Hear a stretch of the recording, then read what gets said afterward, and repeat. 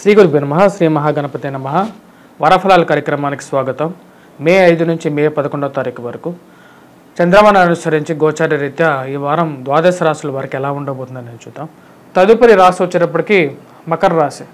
మకర రాశి వారికి ఈ వారం అనుకూలమైనటువంటి ఫలితాలుగానే చెప్పవచ్చు.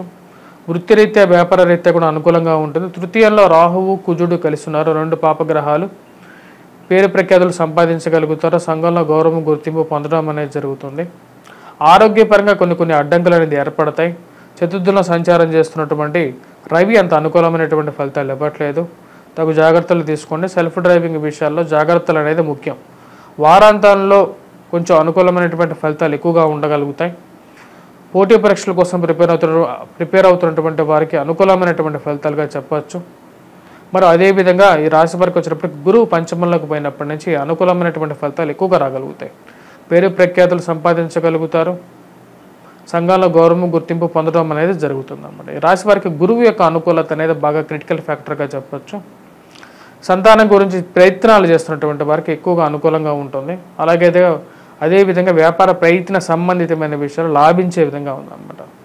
నూతన ఉద్యోగ ప్రయత్నాల్లో కూడా అనుకూలంగా ఉంటుంది. గురువు యొక్క అనుకూలత ఈ రాశి వారికి బాగా అనుకూలించే విధంగా ఉంది. మరి అదేవిధంగా రాశివారు రవి యొక్క అనుకూలత రీత్యా పెంపొందించుకోవడం కోసం సూర్యనారాయణ స్వామికి ఎక్కువగా పూజించాలి. ఎర్రటి పూలతో పూజించినట్లయితే ఆదివారం పూట ఎక్కువగా అనుకూలమైనటువంటి ఫలితాలు పొందడం అనేది జరుగుతుంది. అదేవిధంగా ఉదయం 6 నుంచి 8 వరకు 2 గంటల పాటు సూర్య హోరా ఉంటుంది అన్నమాట. అంటే రవి హోరా ఉంటుంది. ఆ రవి హోరా సమయంలో మీరు వచ్చేటప్పటికి ముఖ్యంగా లవంగాన్ని నోట్లో 1-2 లవంగాలని నోట్లో వేసుకున్నట్లయితే సూర్యుడి యొక్క బలాన్ని మీకు రావడం అనేది జరుగుతుంది అన్నమాట. అదేవిధంగా ఈ రాశి వారికి వచ్చేటప్పటికి ఓవరాల్గా ఈ వారం అనేది అనుకూలమైనటువంటి ఫలితాలుగానే చెప్పచ్చు.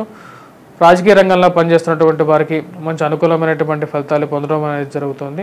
మీరు ఆశిస్తున్నటువంటి పదవిని మీరు పొందడం అనేది జరుగుతుంది. అదేవిధంగా ఎవరైతే బుక్ స్టాల్స్ రన్ చేస్తున్నటువంటి వారు పుస్తక రంగన ముద్రణలో ఉన్నటువంటి వారికి కూడా అనుకూలమైనటువంటి ఫలితాలుగా గోచరిస్తూ ఉన్నాయి.